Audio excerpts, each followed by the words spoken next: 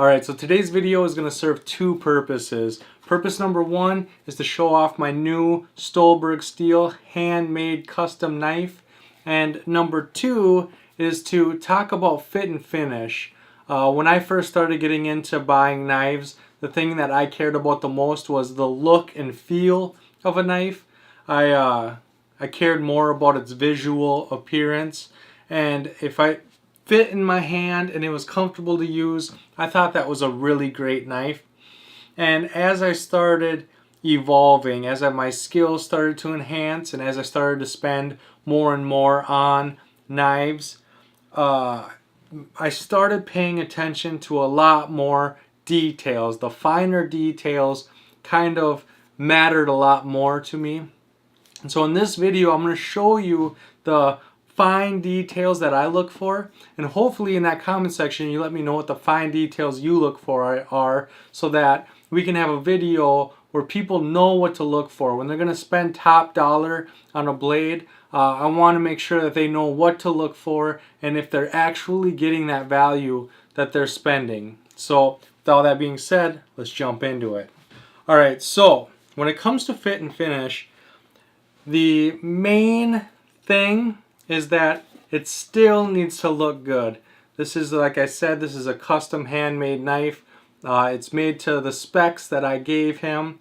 The problem with this is that the Stolberg steel is no longer taking orders. They're not taking orders. They're extremely backed up, but they do make very, very affordable custom handmade knives. They're CNC stamped out.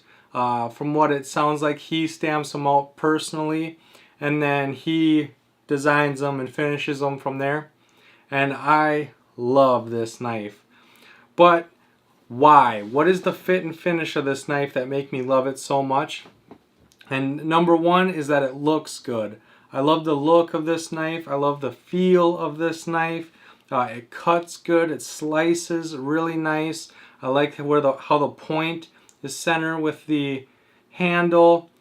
But from there, you got to get into the small little details, like where the handle meets the tang. You cannot feel the difference. You cannot tell where the handle ends, the tang starts, and then the next handle scale starts. It is perfectly smooth. And it's important to go around the whole handle. A lot of people just feel the back and they go, yup, that's a good fit and finish. But then in this, especially in this finger groove here, that's where a lot of times they'll get lazy and they'll round things off and stuff. And that's usually where you'll feel the difference. And in this knife, no matter where you go, you cannot feel. It is completely smooth, transitions perfectly from handle scale to tang to the next handle scale around this whole knife, and it's perfect. It's truly amazing how good that is, especially knowing that he did it by hand. The next thing is the pins. Sometimes there's screws or pins or whatever holding the handle scales on, and you want to make sure that those are flush as well. And again, you cannot tell by running your finger across. You cannot tell where those pins are. They're perfectly flush, perfectly smooth, just perfect. Okay, another thing I like to look for is the handle scales, where they line up. And so I'm going to look at it and I'm going to see, does the left handle scale and the right handle scale line up? And in this case they do.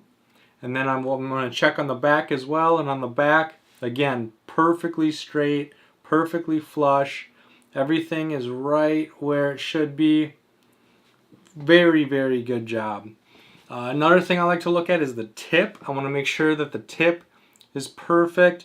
You don't want a tip where one side is canted further than the other. You know what I mean? You want to make sure that both sides are even, that the tip is in the center, and that it's a nice bevel. Again, you don't want one side to be shallow and then the other side to be wide, or vice versa. You want to make sure that that's a perfect, centered, even beveled tip. And this again has that.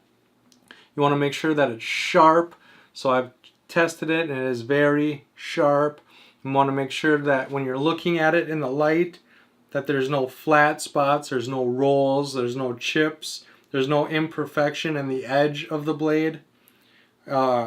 Just the spine, if you want a 90-degree spine, which this has a 90-degree spine, you want to make sure that that's sharp the whole way through. Again, it is.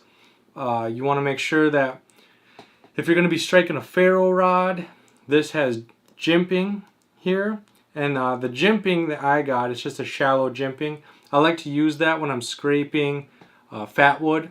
It's like having a serrated edge on your spine.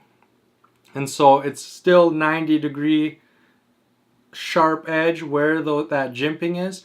And that jimping just kind of adds serration. So you don't really have to worry about the edge dulling out too much. Because even if it is dull, it'll still scrape fat wood and bark really well. And so I like that. And again, it's not too aggressive where it's hurting my thumb. Sometimes you'll have jimping where it's just real sharp and it'll hurt your thumb. So you got to make sure to check that as well. And yeah, you just want to make sure that everything is flush, everything looks consistent. This has a acid stonewash finish, which is consistent. It looks nice the whole way. There's no blotching or parts where it looks like the acid didn't come in contact with it.